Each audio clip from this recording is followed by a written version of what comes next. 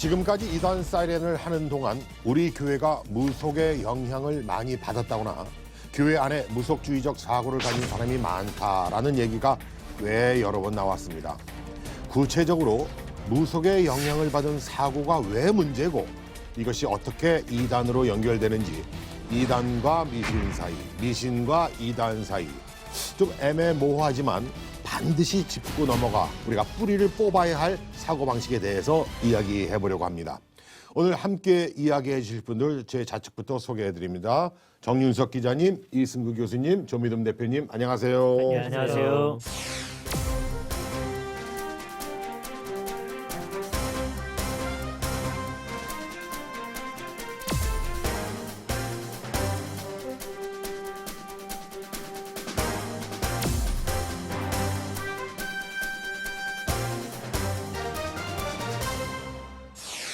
자, 교회 안에 있지만 미신적, 무속적 생각에서 자유롭지 못한 사람들, 그것이 과연 무엇을 말하는지 쉽게 좀 풀어봤거든요.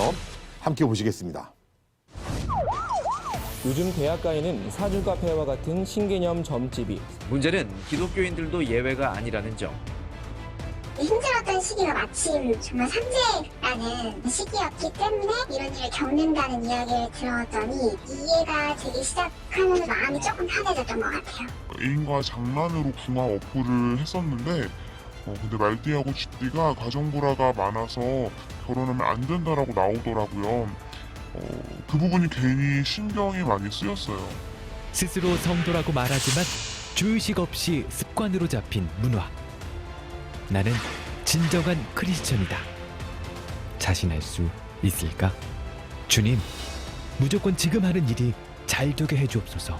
자신의 소원을 쟁취하기 위한 주술적 기도, 삼가 고인의 명복을 빕니다. 다시 태어나도 나랑 결혼할 거야? 성도들의 삶 속에서 미신적 생각에 자유롭지 못한 성도, 이단과 미신에 대해 파헤쳐보자. 저도 저런 경우들을 좀 봤던 것 같아요. 일상에서 일어나는 삶의 문제를 기독교적 세계관 위에서 해결하려는 게 아니라 의식적이든 무의식적이든 전통적으로 이어져 온 그 무속적, 신비적인 방식으로 해결하려는 사람들에 대해서 우리가 좀 더 이야기를 좀 나눠봐야겠습니다. 조미듬 대표님. 네, 몇 가지 사례부터 좀 짚고 넘어가면 좋을 것 같아요. 그러니까 예배를 드리는 일이 되게 중요하죠. 우리 그리스도인들에게. 그런데 예배 한번 빠지면 그리고 새벽기도 한번 빠지면 잘 될 일도 안 된다라고 생각하는 거 그런 경우들. 그다음에 뭐 몸이 조금 다쳤을 때에 무조건적인 어떤 징계로 인식하는 거. 은연중에 저 사람은 무슨 죄를 저렇게 지었길래 저렇게 징계를 받았나라고 이야기하는 것들. 그리고 뭐 헌금을 하지 않으면 암에 걸립니다라고 하는 그런 이야기들이 사실 은연중에 우리 과거에 있었던 그런 한국의 토속적인 신앙들의 영향을 받은 이 기독교 신앙을 하고 있지만 개신교 신앙을 하고 있지만 여전히 그런 영향들을 받는 사례들이 아닌가라는 생각들을 좀 한번 해보게 됩니다. 제가 최근에 만난 그 무속적, 미신적 사고방식은요, 유튜브에서 한번 봤는데 굉장히 유명한 유튜버예요. 하루 동시 접속자가 10,000명 이상 되는 거대한 유튜브인데 거기는 이제 리더가 간증을 하더라고요. 하나님의 뜻을 어떻게 분별하세요? 이렇게 질문을 던졌더니 이 사람 하는 대답이 지금까지 경험을 해봤을 때 첫 번째 떠오르는 생각이 하나님의 뜻이다 이렇게 얘기하더라고요. 자기가 첫 번째 떠오르는 생각이. 네, 그렇죠. 근데 첫 번째 떠오르던 마지막에 떠오르던 이게 성경적인 가치관이냐 이게 우리 하나님의 뜻을 좌우하는 것이죠. 근데 첫 번째 들었다고 하나님의 뜻인 경우가 많았다. 뭐 그 사람의 경험 속에서 나온 얘기이지만 사실 많은 오해를 불러일으킬 수 있는 미신이죠, 한마디로. 그 사람의 어떤 개인적인 체험을 정말 성경적 기준처럼 받아들일 수 있어서 굉장히 영향력 있는 유튜버이기 때문에 저는 굉장히 저러면 안 되는데라는 생각을 한번 했고요. 네. 또 한 가지 또 역시 근데 이 사람이 하나님의 뜻을 분별하는 방법을 봤는데 이런 얘기를 하더라고요. 하나님, 제 오른손을 붙잡아 주십시오. 딱 그런 다음에 이 오른손으로 성경을 펼치래요. 그러면 그 성경책 안에 딱 펼친 그 안에 대부분 나 자신과 관련된 개인적인 답이 있다 이렇게 말씀이, 얘기하더라고요. 네. 예. 이게 무당이 하는 짓이다라는 생각 들었습니다. 근데 이게 유튜브라는 아주 세련된 21세기의 디지털을 타고 무속적이고 무당적인 신앙들이 기독교의 이름으로, 교회의 이름으로, 그리고 선교사의 이름으로 퍼져가고 있는 시대다라고 참 안타까운 일이었습니다. 네. 저 같아도 우리 집사람이 이제 믿음을 갖기 전에 그 손 없는 날이라 가지고 9일자 깨 있는 그것도 이제 음력으로 예. 9일자 깨 있는 날을 이사를 해야 된다. 또 거기에 주말이 끼면 금상첨화죠. 근데 그날은 이삿짐의 비용도 굉장히 비싸집니다. 비싸지죠. 네. 찾는 사람이 많아지니까 수요가 많아지니까.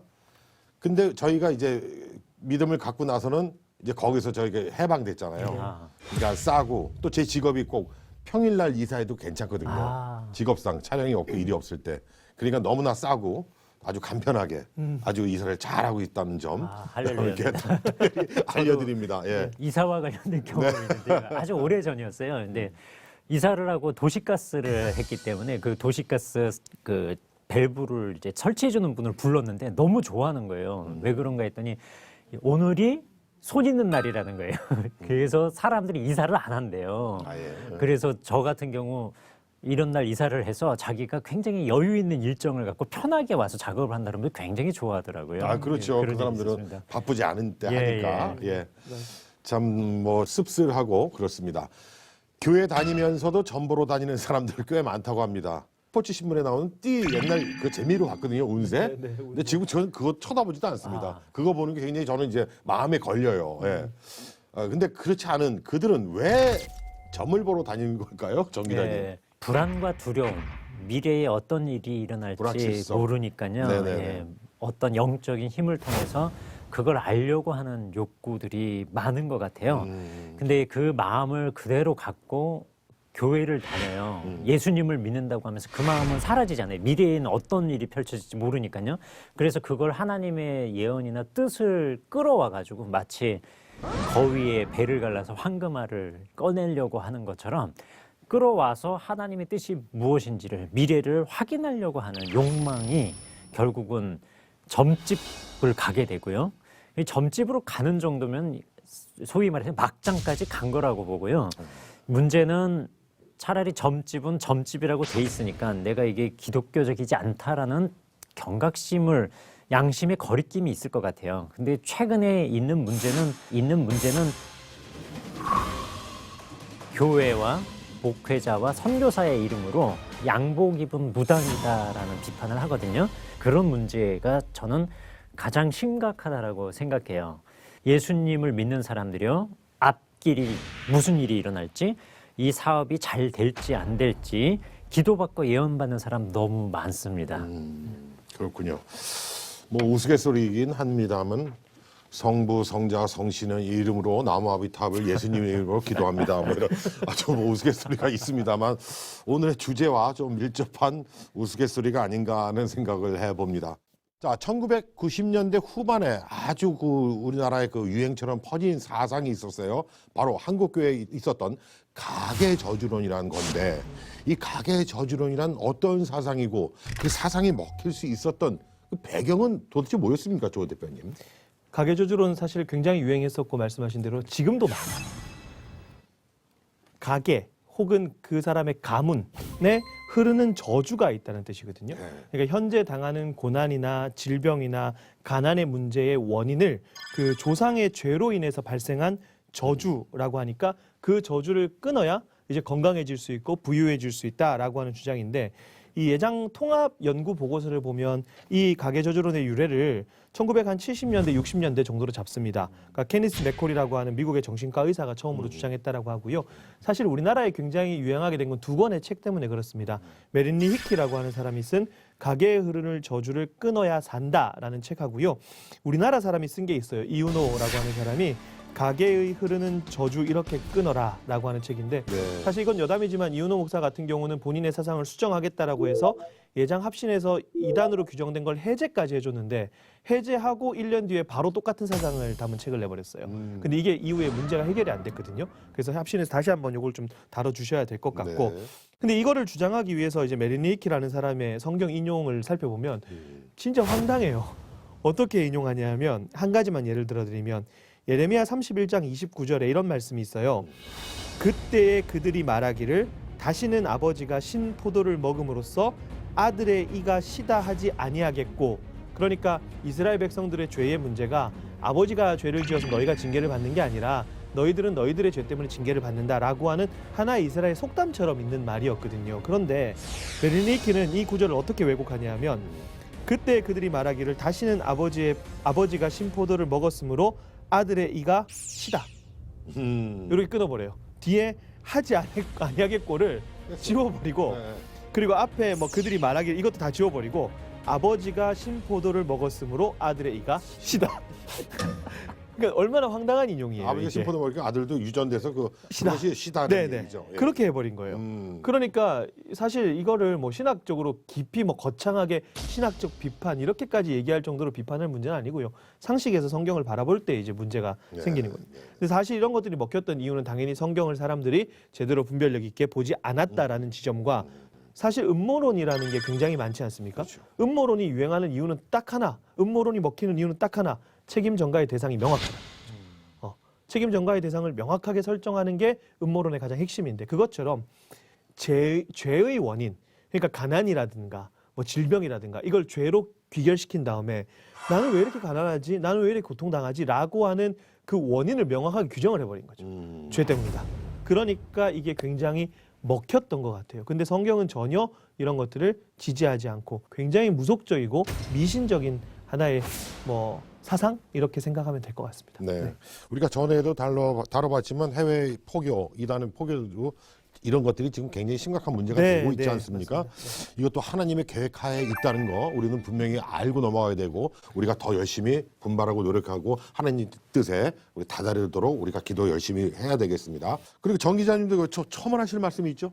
제가 결혼을 처음 했을 때 2천만 원에 한 60만 원의 월세를 살았어요. 처음 시작을 그렇게 했는데 60만 원 이 월세가 너무 부담이 되는 거예요. 그래서 와이프 몰래 2천만 원 대출을 받아가지고요, 주식에 넣었어요. 그리고 나중에요, 여보 고생 많았어. 내가 사실은 이렇게 했어, 이렇게 불렸어 라고 멋있는 남자가 되고 싶었는데 현실은 완전 깡통이 돼버렸죠. 완전 제로. 그러면서 돈은 이게 수익이 안 나고 계속 이자만 내면서 월세 내고 이러면서 너무 스트레스를 받다가 결국 와이프한테 처음이자 마지막이 돼야 되겠죠. 무릎 꿇고 이제 용서를 빌었어요. 당신 몰래. 예, 미안하다. 나 이러했다. 그랬더니 와이프가 넓은 아량으로 내가 갚아줄게. 이러고 정말 깔끔하게 딱 그 일을 끝냈어요. 의미상으로는 이게 대속이거든요. 네네네. 사고는 내가 치고 죄도 내가 지었는데 이게 대신 갚아준 거잖아요. 예. 그러니까 빚이 안 남아 있잖아요. 이게 이제 크리스찬들이 믿어야 될 대속의 개념이거든요. 죄도 짓고 뭐 이단에 빠지는 것도 같은 죄겠지만 무속적으로 살고 이런 죄악 가운데 살다가 예수님이 다른 죄값도 아니고 피를 흘려가지고 대신 죄를 사해 주신 거예요. 그래서 예수 그리스도 안에서는 완전히 새로운 피조물이 되는 거고 더 이상 갚아야 될 죄값이 없는 거거든요. 근데 요 문제가 해결이 안 되는 사람들이 있어요. 실제로 가계저주론을 믿거나 내가 지금 이 문제가 생기는 게 조상이 무슨 문제가 있어서 죄가 해결되지 않은 게 있어서 이 저주로 내가 지금 대가를 받고 있다라고 생각하는 사람이 만약에 크리스천이라면 예수님의 구속과 대속을 제대로 못 믿는 거예요. 이건 신앙의 문제라고 첫 번째로 짚고 싶고요. 그리고 이게 자기 만족도 있더라고요. 그러니까 그런 가계저주론을 푸는 그 과정 중에는 자기 만족이 있는데요. 제가 어떤 단체를 갔을 때 나한테 이제 귀신의 세력이 붙어 있다는 거예요. 그러면서 그림을 그려줘요. 막 시커멓게 내 얼굴을 그리고 시커멓게 지금 엉켜 있다. 이걸 풀려면 조상의 죄를 회개해야 된다라면서 이 A4 용지 2장에 해당하는 죄를 갖다가 다 기록해서 저한테 주더라고요. 그래서 읽어보니까 삼신 할머니에게 소원 빈죄, 달 보고 소원 빈죄, 무당 불러가지고 굿한죄, 그러니까 조상 때의 그 무속적 샤머니즘적 토양에서 했을 법한 일들은 전부 써놨어요. 열거해놨어요. 네, 그래서 그거를 이제 읽는 거예요. 삼신 할머니 이제 용서해 주십시오. 한 번을 하니까 2-3번 반복하라 그러더라고요. 그래서 1시간 정도를 반복을 했어요. 그때 제 마음에 만족감이 생기는 거예요. 아, 지금까지 한 번도 생각 못했던 조상의 죄를 내가 이렇게 회개를 했구나라는 만족감이 들더라고요. 아, 이게 무속적 가계저주론이 매력이구나라는 생각을 한 적이 있습니다. 그런 자기 만족과 결국 예수 그리스도의 대속을 제대로 이해 못해서 생기는 게 가계저주론이라고 저는 보고 싶어요. 그래서 이런 거는 사회와 시대적 배경과 상관없이 그리스도의 구속을 모르면 제대로 받아들이지 못하면 언제든지 생길 수 있습니다. 참 저도 믿음 갖기 전에는 무당들한테 많이 속았죠. 조상들 죄 때문에 지금 이 고통을 앞으로 예. 당할 수 있으니 구슬해라. 그 비용은 300만 원이다. 싸게 해주는 거다. 참 많이 저도 당했습니다. 지금도 아마 지금 그런 분들이 계실 거예요. 이거 구슬해야 되나 말아야 되나. 아마 이 보신 분들 중에도 혹시 그런 생각이 있다면 빨리 끊어버리시기 바랍니다. 자, 알게 모르게 내 안에 자리 잡고 있는 무속 신앙은 분명히 기독교적 사고와 배치가 됩니다. 그렇죠? 예, 아주 명백하게 이제 다르죠. 그래서 먼저 우리가 생각해야 될 것이 이전에 예수 믿기 전에 한국 사람들이 일반적으로 생각해 왔던 사고 방식을 내가 믿는다고 하면서도 계속 유지하고 있는 게 뭐 있는가? 그걸 찾아내서 없애버리는 일을 일차적으로 해야 되죠. 이건 조금 쉽습니다. 생각만 조금 하면 돼요. 성경을 잘 생각하면서 나의 삶을 돌아보는 일을 하면 됩니다. 예를 들자면 이런 거죠. 한국 사람은 전통적으로 그 전날 무슨 나쁜 꿈을 꾸게 되면 꼭 이제 우리 권사님이 이제 어머니께서 아들을 이제 불러가지고 아범아 오늘은 조심해라. 꿈자리가 뒤숭숭했다. 근데 그분이 권사님이라고 해요. 네? 이게 권사님이 신앙을 가지고 한 말인가라고 할 정도죠. 그게 왜 그러냐? 예수를 믿으면서 예수 믿기 이전에 옛날에 생각했던 생각을 끊어버리지 않은 거예요. 이걸 잘 생각을 해봐야죠. 이게 성경적 사고방식에 맞는가 안 맞는가. 하나만 더 예를 들자면요. 뭐 이런 거 있어요. 목사님께서 이제 성도들한테 문지방에 쓰셔가지고 권사님 이 문지방에 쓰면 되겠습니까 안 되겠습니까 이렇게 여쭤본다고 해보세요. 그러면 이제 권사님들 중에서 신앙이 아주 좋으신 분들은 생사화복을 주관하는 게 우리 하나님이신데 문지방에 쓴다 한들 뭐 문제가 되겠습니까? 그렇게 이제 정확하게 대답합니다. 근데 이제 신앙이 좀 연약하신 권사님들 안 되는데요 이렇게 나올 수도 있어요. 근데 그 정확하게 대답하신 권사님들도 한 1, 2분 뜸을 들인 다음에 근데요 목사님 구태 거기 쓸 건 또 뭐 한국 사람들의 사고 방식 가운데 그런 게 있는 거예요. 그죠? 그러니까 예수를 믿으면서 이런 것들을 생각을 해서 아 이건 아니지 이렇게 없애버리는 노력들을 조금씩은 할 필요가 있어요. 그죠? 이건 동양 3국이 다 싫어하는데 한국은 유난히 싫어합니다. 4자를 싫어하거든요. 그러니까 한국은 1, 2, 3, F 이렇게 돼 있잖아요. 국가 전체가 그래요. 예배당 지을 때도 그 사람들이 다 F를 가져오거든요. 우리는 신경 안 쓰니까 그냥 4자로 해주죠. 엘리베이터 회사에서. 예. 그러니까 이거 정말 심각한 거다. 이게 이런 것들을 생각해서 끄집어내려고 하는 거. 그런 노력이 일차적으로 있으면 이 문제를 해결할 수 있겠죠. 네, 진짜 그러네요. 1, 2, 3F. 저는 그렇게 생각해요. 그러니까 신앙이라는 게 결국에는 우리가 참되신 하나님을 믿는 거잖아요. 참되신 삼위일체 하나님을 믿는 건데 그 신앙의 대상인 하나님을 무속신앙이 오해하게 만드는 것 같죠. 그래서 때로는 하나님이 아닌 분을 하나님으로 착각하게 만드는. 사실 종교 중독이라는 말이 있지 않습니까? 네네. 참된 하나님을 섬기는 게 아닌데 하나님을 섬기고 있다고 착각하는 거거든요. 가령 예를 들어서 이스라엘 백성들이 출애굽하면서 광야에서 금송아지 만들어 놓고 이걸 송아지라 그런 게 아니라 우리를 인도하여낸 신이라고 하나님이라고 표현한 것처럼.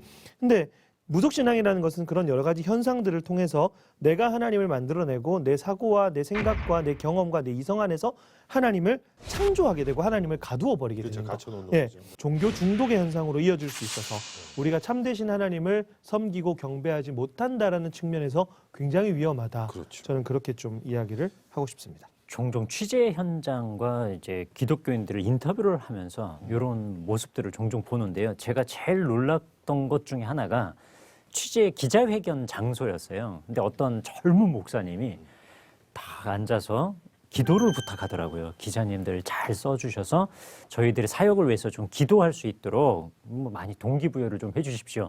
제가 사역하는 곳이 용산입니다. 용은 성경에서 마귀 사탄을 상징하죠. 그래서 저희 용산에는 마귀 역사가 좀 많이 일어납니다. 이런 얘기를 하는 거예요. 제가 그 얘기 듣고 이게 속이 후 하고 분노가 막 끓어오르는 이게 미신이거든요. 그러면은 용이 있다. 바꿔 얘기하면 제가 좀 써왔어요. 용두동에서 태어나가지고 용은 또 용머리에 용두동. 거기서 태어나가지고 용산으로 이사가서 용산 초중고를 나오고 대학을 용인대를 나와서 쌍용에 취업하는 사람은 그럼 이거는 지옥에 완전 저주 속에 사는 사람인가라는 질문을 한번 해보고 싶더라고요. 그러니까 이런 성경에 기반하지 않은 이상한 가치관들이 심지어는 목사님들이 공식적인 자리에서까지 언급할 정도로 알게 모르게 자리 잡았다는 것에 무의식 제가 속에는 계속 굉장히 자리 잡고 있죠. 네. 예, 굉장히 충격받았어요. 예. 그리고 실제로 쌍용의 어느 장로님이 근무를 했는데 이의용 장로님이라고 이제 쌍용에 근무했던 유명한 장로님이 계셔요. 또 용도 쌍이네요. 예. 그 얘기를 하는 예. 거예요. 항의 전화가 종종 온대요. 다짜고짜 전화해서 아니 장로라는 사람이 일용도 아니고 쌍용에서 근무를 해 이러고는 당장 나와 그리고 그것도 끊어버리는 믿음 사람. 있는 사람이 그렇게 전화했겠네요. 당연히. 그렇죠. 예. 그리고는 호통을 치고 전화를 끊는 사람이 있다는 거예요. 이게 정말 진정 하나님에 대한 신앙과 거리를 자꾸 멀어지게 하는 게 무속신앙이다. 그리고 불광동 얘기도 좀 하고 싶은데요. 불광동. 네, 불광동은 불자가 그 불교할 때 불자래요. 사람 인변에 이거죠. 네, 그래서 여기 마귀 역사가 많다는 거예요. 그런 목회자도 굉장히 많습니다. 특별히 신사도 운동하는 분들, 뭐 이런 분들은요, 자꾸 그 무속적인 개념을 단어에다 집어넣어서 성도들에게 종교심은 고취해요. 기도하자. 우리 말씀에 바로 서자. 요거는 좋은데 이걸로 포장해서 과정을 무속적으로 끌고 가는 거예요. 저는 이건 굉장히 큰 신앙적 오류라고 봅니다. 예. 그리고 그것이 계속 저변에 깔려 있는 상태에서 우리가 신앙생활을 하니까 굉장히 문제들이 많이 부딪힐 수 있다는 얘기고요. 오늘 용자에다 아주 재밌게 잘 들었습니다. 저는 그분에게 이렇게 말씀드리고 싶습니다. 용용 죽겠지. 자, 교회 안팎에 자리 잡고 있는 무속주의적 사고, 의식에 대해서 다양한 이야기를 좀 나눠봤고요. 자, 이제부터는 이 무속주의적 사고가 어떻게 이단으로 이어지는지 깊이 파고 들어가 보겠습니다. 교회 안에 소위 말하는 뻥카들이 참 많습니다. 를 통해서 하나님이 지금 나에게 말씀하신다. 꿈에라도 주님 만나고 싶어요라고 하는 성도가 있으면 꿈을 얘기해 준 사람에게 확 빠져버리죠. 무속신앙이나 신비주의 이런 것들 때문에 꼬리에 꼬리를 물다가 이상한 데 빠지는 거거든요. 자, 우리 맹신이 불러온 비극 우리 화면으로 한번 준비해 봤거든요. 함께 보시겠습니다. 집단 살인 사건이 일어났던 오대양 주식회사에서 32명이 숨진 처참한 현장은 오대양 공장에서 발견됐습니다. 80년대를 뜨겁게 달궜던 일명 오대양 사건은 사장 박순자를 포함 사체의 주인이 모두 오대양 주식회사의 직원들인 것으로 밝혀졌다.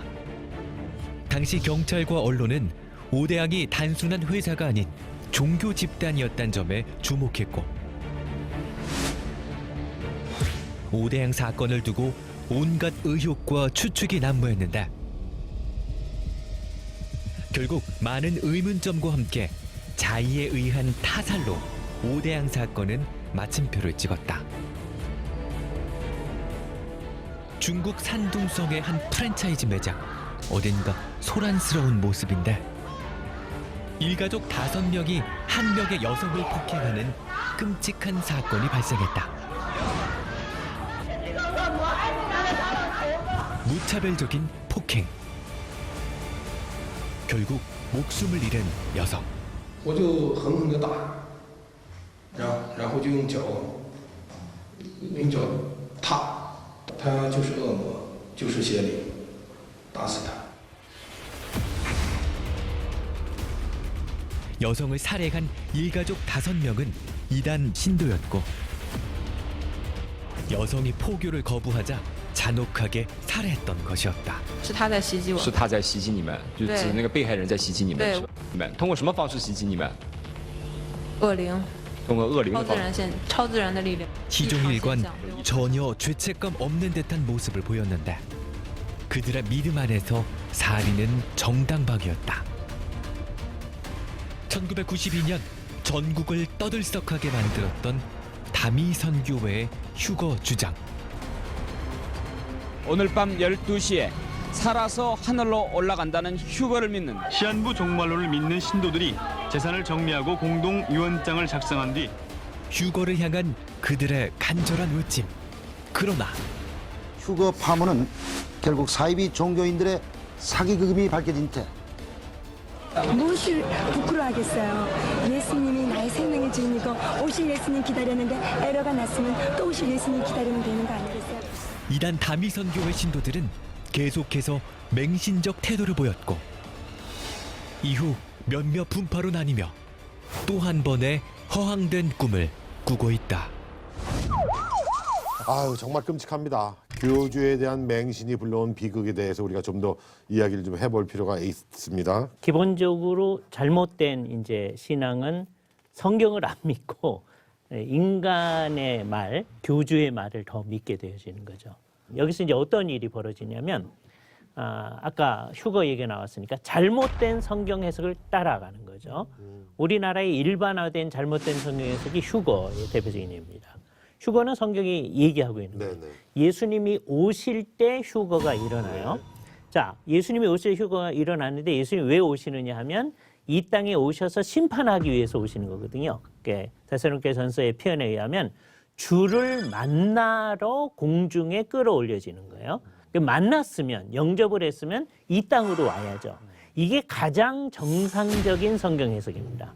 그렇게 않게 성경 해석하는 분들은 언제나 문제가 있는 거죠. 증발해버리는 게 아니고 예. 공중에 가서 머무르는 게 아니고 주님을 만나서 공중에 가서 주님을 만나서 우리 주 예수님이 다시 오실 때 만나서 다시 이 땅에 와서 주님은 심판을 행하시고 심판하신 주님을 도와서 성도들이 있고 이 세상은 새 하늘과 새 땅으로 바뀌게 되어지는 그 시점에서 주님을 맞기 위해서 가는 게 이제 성경이 말하는 휴거인데 그런데 그렇지 않고 우리나라에 널리 퍼져 있는 소위 세대주의적 종말론에 의하면 이런 잘못된 휴거관이 나타나는 거죠. 거기서 이제 한 발자국 더 나아가면 아까 다미선교회의 시한부 종말론에 휴거를 기다리는 일이 있게 되는 거죠. 그래서 결국은 사람의 말, 잘못 해석한 성경 해석을 믿든지 교주를 믿든지 그렇게 나가면 이 위험인데 그것을 알 수 있는 제일 좋은 시금석은 뭐냐면 가장 건전한 도덕적 판단하고 어긋나는 것을 교주가 요구했을 때 또는 목사님이 요구했을 때 목사님 목사님이 얘기하니까 일리가 있겠죠. 그거 괜찮습니다. 라고 한다면 이게 이제 미신과 맹신을 향해 나가는 거죠. 무속 신앙이나 미신에 관대한 사람이 이단 사이비에 빠질 가능성이 더 클까요? 그렇다면 왜 그럴까요, 정 기자님? 예. 그 무속 자체가 이제 이단으로 끌어들이는 경우보다 이 무속을 악용하는 그리고 이용하는 데 탁월한 단체가 신천지였어요. 여기서 자주 활용하는 게 하나님 음성 듣기, 꿈, 계시 등을 잘 활용하는데요. 그냥 공원 다니다가 그냥 지나가는 사람에게 벤치에 앉아있는 사람에게 정보를 이미 다 듣고 내가 하나님의 음성을 듣고 당신에게 지금 다가왔다라고 하면서 음성을 얘기해 준다든가 그럴 때는 이 하나님의 음성 듣기에 관심이 많은 사람들은 쉽게 빠지죠. 그리고 새벽 기도 가서 자기 기도 안 하고 신천지 신도가 남의 기도를 이렇게 듣는 거예요. 그러다가 주님 제가 꿈에라도 주님 만나고 싶어요 라고 하는 성도가 있으면 집사님 제가 어젯밤 꿈에 집사님 교통사고 나는 꿈을 꿨어요. 조심하세요. 운전 조심하세요. 이렇게 얘기를 해주는 거죠. 그러면 담이 걸릴 정도로 막 그 긴장을 하고 운전을 할 거 아니에요. 그러다가 잘 운전을 해서 안전운전을 하고 사고 없이 집에 가는 줄 알았는데 저녁 그 어스름 무렵에 집에로 가다가 뒤에서 누가 받았어요. 이게 누가 받을까요? 예, 신천지 교인들이 받는 거예요. 예, 그게 왜 그러냐면 신천지 신도가 추수꾼으로 기도 제목을 듣고 꿈에라도 주님 만나고 싶은 사람이 있다는 게 체크가 되면 그 기도 제목을 갖고 신천지 신도들 모임으로 갖고 가요. 이 사람을 어떻게 포교할 것인가 시나리오를 짜요. 그래? 그러면 너는 몇 월 며칠에 전화해서 꿈에 교통사고 날 거라고 얘기해줘. 그게 이제 1의 역할. 2의 역할은 그 사람 동선 파악해. 그래서 월화수목금토일 몇 시에 어디로 이동하는 걸 다 파악해요. 열심히 합니다. 네, 3의 역할은 그 사람을 그날 D-Day 때 따라다니다가 결국 교통사고가 없으면 받아버리는 거예요. 그러면 무속적으로 꿈을 늘 추구하던 사람, 하나님의 말씀보다 그런 체험을 추구하던 사람은 그런 상황이 벌어졌을 때요. 밖에서 성경 공부하지 마라 이런 거 안 들려요. 그 계시를 꿈을 얘기해 준 사람에게 확 빠져버리죠. 완전히 새 세상이 열리는 거죠 그 순간. 그렇죠. 예. 야 정말 치밀한 계획. 미국의 그 FBI, CIA보다 더합니다. 예, 정말 치밀합니다. 조심해야 되겠습니다. 그것도 봤거든요. 전도하기 전에 그 집 앞에 가서 이렇게 십자가를 그린대요. 이렇게 보헤르피 이렇게 하고 그런 것들이 전부 다 우리의 신앙의 가치를 굉장히 떨어뜨리는 저질적인 행위라는 것들을 우리가 조금 인지해야 되지 않을까라는 생각도 하게 됩니다. 네, 네 알겠습니다. 자, 믿음과 맹신과 미신 그 차이를 어떻게 구분하겠습니까? 이승구 교수님. 맹신이라고 하는 거는 뭘 믿어야 될지가 정해지지 않은 거예요. 그러니까 뭘 모르지만 그냥 교회를 믿는다는 거죠. 그래서 요즘에 나타날 수 있는 위험성이 뭐냐면 신천지에만 가지 않고 그냥 교회에 있으면 구원받아. 이렇게 되는 거거든요. 그래서 교회 안에 있는데 성경적으로 안 가요. 그냥 교회 안에 있어요. 근데 내가 예수를 진짜로 안 믿으면 구원받지 못하는 거거든요. 그죠? 예. 미신은 어떤 거냐 하면 성경대로 안 믿을 뿐만 아니라 잘못되어진 것을 덧붙여서 해 나가는 겁니다. 수없이 많은 미신을 단체가 만들어낼 수도 있고 개인이 만들어낼 수도 있는 거죠. 그러니까 핵심은 성경대로 믿는가 아니면 성경 바깥에 있는 걸 마음대로 믿는가. 그러니까 예를 들어서 이제 성탄절이 이제 예수님이 언제 태어났는지 우리가 모르거든요. 모르죠. 심지어 연도도 부정확합니다. 대개 이제 BC 4년 많이 얘기하는데요. BC 18년까지 가기도 합니다. 그러니까 정확하게 연도를 몰라요. 그러니까 어느 날 태어났는지 우리 모릅니다. 그래서 종교개혁이 일어났을 때 12월 25일 날 우리가 늘 성탄절을 기념해 왔던 것을 폐지하기도 했었어요. 이건 굉장히 의미 있게 생각을 해야 돼요. 날짜를 왜 우리가 정할 수가 없는 거니까. 그러나 오늘날 성탄절을 지키는 것을 이건 의미 있다고 생각해요. 왜냐하면 우리 시대의 사람들은 전부 다 어떻게 생각하느냐 하면 안 믿는 사람들도 성탄절은 예수님과 관련이 있다 이렇게 생각하거든요. 이게 정말 좋은 기회입니다. 안 믿는 사람들한테 복음을 전할 수 있는 좋은 기회가 되는 거죠. 단지 교회가 마치 이 날이 예수님이 태어난 날인 것처럼 말하면 이제 성경적으로 정확한 거하고 잘못된 게 섞여져 있는 거죠. 그래서 애들이 그렇게 자라나게 되면 예를 들어서 성탄절쯤에요. 생일 케이크 갖다 놓고 Happy birthday to Jesus Christ 뭐 이렇게 하게 되면 애들의 머릿속에 오늘 예수님 태어난 날이구나 이렇게 잘못된 생각이 있을 수 있는 거예요.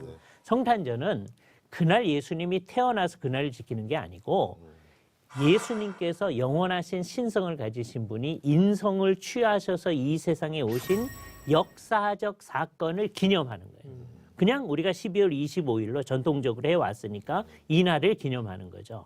그러니까 요 12월 25일을 지키면서도 이것을 미신적으로 지킬 수도 있고요. 맹신적으로 지킬 수도 있어요. 한국교회는 정말 좀 그렇습니다. 왜?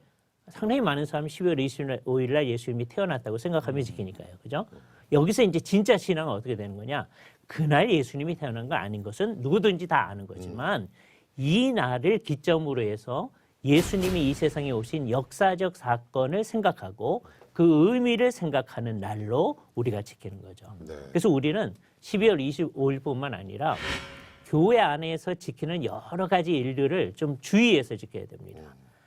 시점을 정확히 할 수 있는 것은 부활절 하나뿐이에요. 왜냐하면 유대인들이 지키는 유월절 지난 다음 안식 후 첫날 그게 부활절이니까 그건 확정할 수 있어요. 근데 나머지 날들은 그냥 우리가 정해서 지키는 거고 나머지 날들은 안 지키는 것이 훨씬 나을 수도 있습니다.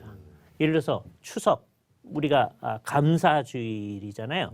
근데 이것을 미국 사람들의 추수감사주의를 도입해서 그날 추수감사주일로 해야 된다. 꼭 그럴 필요가 없는 거거든요. 가을에 어느 시점, 추석이 좋겠죠. 추석 즈음에 우리가 하나님께 감사를 표현하면 되는 거죠. 그래서 이런 걸 할 때 이상하게 절기에 얽매이지 않도록 하는 생각들을 해야 되겠죠. 조미듬 대표님도 또 그죠. 전 맹신의 측면에서 좀 말씀드리고 싶은 게 사실 우선적으로 먼저 드리고 싶은 말씀은 믿음이라는 게 있고 맹신과 미신이 있지 않습니까? 이 두 차이를 이제 성경을 기반해서 우리가 네, 얘기하는데 또 한 가지 또 생각해 볼 수 있는 게 결국 사랑이라고 하는 것 같아요. 결국 우리는 신앙한다는 것은 결국 하나님과 우리가 인격적인 관계를 맺고 우리가 하나님을 사랑하고 하나님 우리를 사랑하는데 믿음이라는 것은 그런 사랑의 인격적인 관계가 있는 건데 맹신과 미신에는 그런 게 전혀 없는 거죠. 그런 게 전혀 없는 지점이고 또 맹신이라는 측면에서 생각했을 때 신천지 실상교리가 많이 생각나더라고요. 그건 뭐냐면 우리가 신천지에 대해서 많이 얘기했잖아요. 요한계시록에 나오는 다양한 사건, 상징, 비유 이런 것들을 신천지 역사에 때려 맞추는 명백하게 팩트를 그걸 제공을 해도 사람들은 그 상황을 받아들이지 않고 합리화시켜 버리는데 이것이 이제 중독적 사고방식이라고 표현을 하거든요. 결국 이제 중독을 연구하는 학자들이 중독적 사고방식에 대해서 정의할 때 이렇게 얘기를 합니다. 합리적인 상황을 찾지 않고 그 상황을 합리화시켜 버린다. 덮어두고 믿어버리게 되는 거. 이게 맹신이라고 생각하고요. 사실 이거는 이단에만 있는 모습은 아니고 때로는 우리 교회에서도 나타나는 모습일 수 있다는 생각이 많이 들어요. 아까 이제 교수님께서 성탄절에 대해서 이야기를 해주셨지만 사실 뭐 성경 우리가 조금만 자세하게 읽어보면 우리가 다윗과 요나단, 이건 번외의 이야기지만 다윗과 요나단 그럼 둘이 나이 차이 엄청 많이 나거든요. 근데 친구라고 생각을 한다든가 아니면은 뭐 동방박사가 찾아온 시기가 예수님 딱 태어나신 마국간으로 왔다고 생각하지만 예수님 태어나시고 몇 년 뒤에 동방박사가 찾아오거든요. 이런 지점들. 그러니까 우리가 선입견으로 알고 있었던 것이 때로는 성경을 이해하는 데 방해가 되기 때문에 단순히 지금까지 배웠던 것이 정말 성경에 입각해서 가르쳐졌던 것인가라고 성도들 스스로가 분별하고 판단할 수 있는 노력들이 굉장히 필요한 시대다. 워낙 미혹하는 것들이 많고 아까 우스갯소리를 제가 말씀드렸지만 교회 안에도 뻥카가 많을 수 있기 때문에 우리가 그런 지점들을 좀 많이 고민해야 되는 시기가 아닌가라는 생각을 하게 됩니다. 체크를 많이 해야 되겠네요. 네. 우리 조미듬 대표님께서 미신과 맹신 믿음에 대해서 얘기하니까 자기 이름과 같다고 굉장히 열정적으로 잘 말씀을 해주셨습니다. 천국 갔더니 누가 없더라. 지옥을 갔더니 누가 있더라라고 하면서 성경이 이야기하는 것보다 지나치게 상세하게 묘사를 해요. 기복적이고 성경의 믿음하고는 완전히 거리가 멀다라는 점.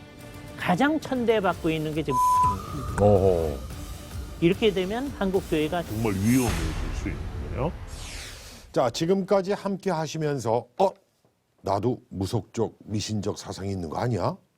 하고 스스로를 돌아보신 분들 많을 것 같습니다. 찔리시는 분 계시죠? 자, 지금부터는 성경에서 말하는 믿음, 진정한 믿음에 대해서 분명하게 짚어보도록 하겠습니다. 성경에서 우리가 가져야 할 믿음이란 어떤 것인지 제시되어 있는 부분들 좀 짚어주시겠습니까, 정 기자님? 예. 디모데후서 3장 16절로 기억하는데요. 모든 성경은 하나님의 감동으로 된 것으로 교훈과 책망과 바르게 함과 의로 교육하기에 유익하니라고 되어 있습니다. 우리를 구원을 얻게 하기 위한 말씀은 충분하게 성경에 모두 계시가 돼 있어요.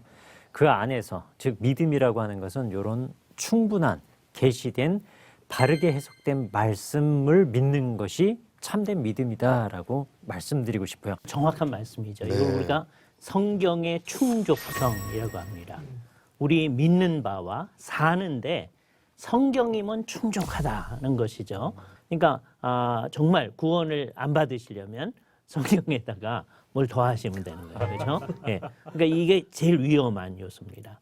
다음에 이제 성경만 믿는다고 했을 때 이제 오해하는 사람들이 그러면 신앙생활이 좀 냉랭해지지 않습니까? 그런 사람들이 있어요. 전혀 그렇지가 않거든요. 성경이 살아있고 운동력이 있어서 우리 모든 것을 다 잘 인도해 주실 수 있고 성경대로 믿는다고 하는 것은 삼위일체 하나님과 함께하는 삶을 사는 거예요. 이게 신앙의 핵심이거든요. 그래서 두 가지 축, 성경의 충족성이라고 하는 게 분명해야 되고 여기다 뭘 더하려고 하지 말아야 되고 근데 그것을 믿는다고 하는 것은 매 순간 삼위일체 하나님과 동행하는 거다. 그죠? 그게 우리 속에 좀 살아있으면 될 것 같습니다. 삼위일체 하나님과 동행하는 삶, 중요한 말씀이라고 생각됩니다. 자, 무속주의, 신비주의에 근거한 비성경적 행위. 조미듬 대표님 또 어떤 것들이 있을까요? 네, 한 두 가지 정도만 말씀드리고 싶은데 제일 유명한 게 역시 천국 지옥 간증이겠죠. 내가 천국을 갔다 왔다, 내가 지옥을 갔다 왔다. 근데 문제는 뭐냐면 갔다 오신 분들 얘기 들어보면 천국 지옥 모양이 다 달라요. 물론 이제 그만큼 넓고 크다라고 얘기하면 할 말은 없는데 하여튼 다 다르고 이게 왜 문제가 됐냐면 천국 지옥을 성경이 이야기하는 것보다 지나치게 상세하게 묘사를 해요. 그러면 사람들이 성경을 믿는다라고 하지만 그 성경보다 실제로 갔다 왔다고 하니까 그 갔다 온 사람의 말에 권위를 더 높이게 되는 거죠. 이 자체가 성경보다 그 말의 권위를 높이게 되는 행위이기 때문에 그런 것들이 이제 굉장히 위험한 것이고 많은 분들과 교회들이 하고 있어요.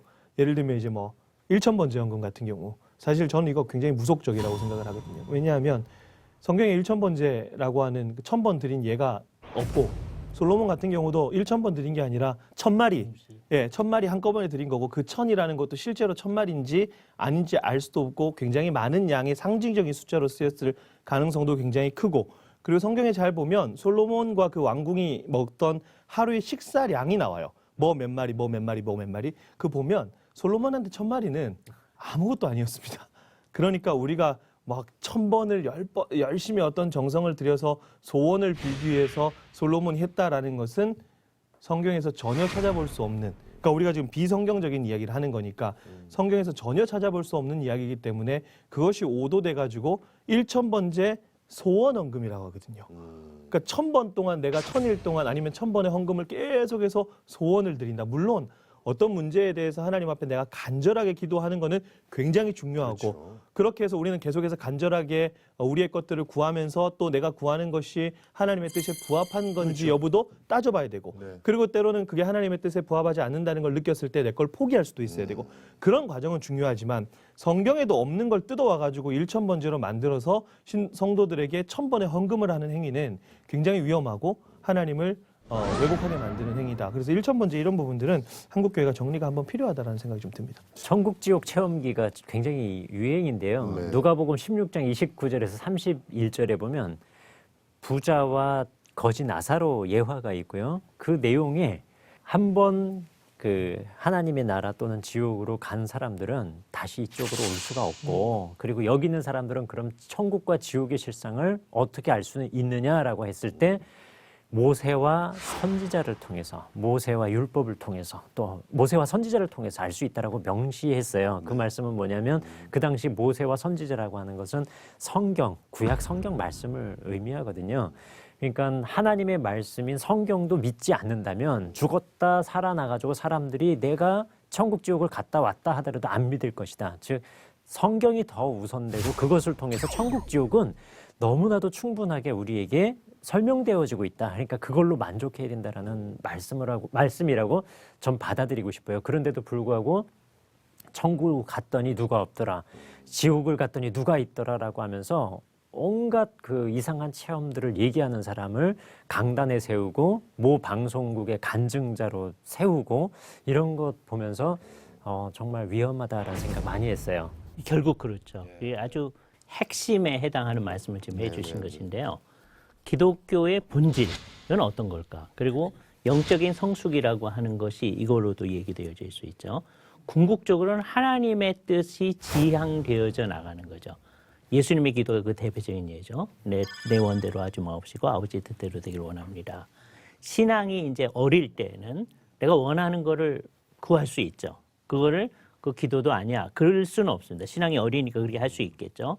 그 경험을 이제 하다 보면 이게 성숙한 신앙이 되면 내 뜻을 추구하는 게 아니라 하나님의 뜻에 맞추어 가려고 하는 것이 나가야 이게 제대로 된 건데 세월이 한참 지났음에도 불구하고 계속해서 하나님의 뜻을 내 뜻에 복종시키려고 하는 소위 보좌를 움직이는 기도를 하려고 하는 사람들 이게 심각한 문제입니다. 이 세상에 지금 널리 퍼져 있는 문구거든요. 그런 설교를 되게 많이들 하시고 그런 설교를 좋아하는 분들이 많습니다. 이게 기독교의 안에 있는 상당히 미신적인 요소죠. 이게 잘못된 신앙인데 이걸 잘못된 신앙이라고 생각하지 않는 것이 커다란 문제입니다. 그래서 우리가 가장 기본적으로 내 뜻을 복종시켜서 하나님의 뜻을 추구하려고 하는 거기로 나가는 마음들이 기본적으로는 있어야 되겠다라고 하는 얘기를 먼저 드립니다. 네. 예수님을 인본주의, 물질주의에 이용하려고 하는 우리의 또 마음이 참 문제가 아닌가 싶습니다. 돈을 구하고 명예를 구하고 쾌락을 구하고 이것을 모든 걸 예수님께 모든 걸 이렇게 맡기려고 하는, 부탁하려고 하는 이런 마음들이 가장 큰 문제가 아닐까 싶은데, 하나님을 항상 우선주의로, 하나님 우선에, 하나님 눈높이에 맞추는 우리의 성경적 신앙이 기준이 돼야 된다는 어떤 그런 얘기가 되겠습니다. 크리스천들은 대부분 로세 아내, 베드로, 바울 이 세 가지 유형으로 나눌 수 있다고 하는데, 먼저 로세 아내 유형은 로세 아내가 멸망해가는 성을 돌아보다 소금 기둥이 된 것처럼 교회에 몸담고 있지만 동시에 세상에 대한 미련을 버리지 못한 유형이다. 이런 유형은 교회를 다니면서도 점과 궁합 같은 미신을 아무렇지 않게 보러 다닌다. 다음은 베드로 유형의 사람인데, 베드로가 예수님과 가장 가까운 사이였지만 정작 예수님이 잡혀가실 땐 예수님을 3번 부인했던 것처럼 열정적이지만 동시에 나약한 유형의 사람이다. 교회 생활을 열심히 하고 깨달음을 실천하기 위해 노력하지만 결심이 오래가지 않는 경우가 많다.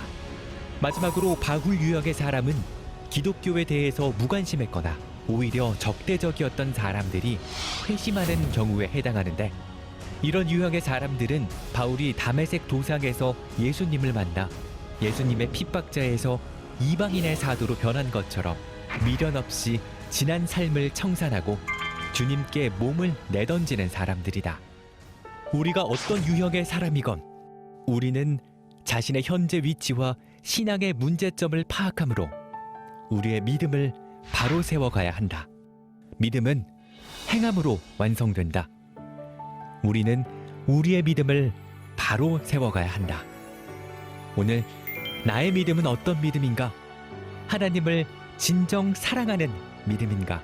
실제적으로 실천하는 믿음인가? 우리의 믿음을 점검해봐야 할 때이다. 자, 오늘도 이단 사이렌에 대한 시청자 관심 모아봤습니다.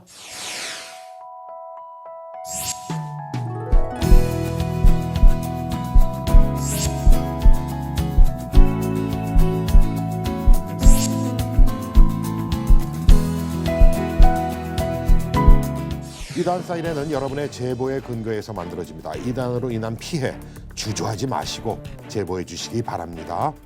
자, 이단과 미신 사이를 논해본 이단 사이렌 준비한 순서 여기까지거든요. 저희는 다음 시간에 다시 찾아오겠습니다. 여러분 감사합니다. 고맙습니다.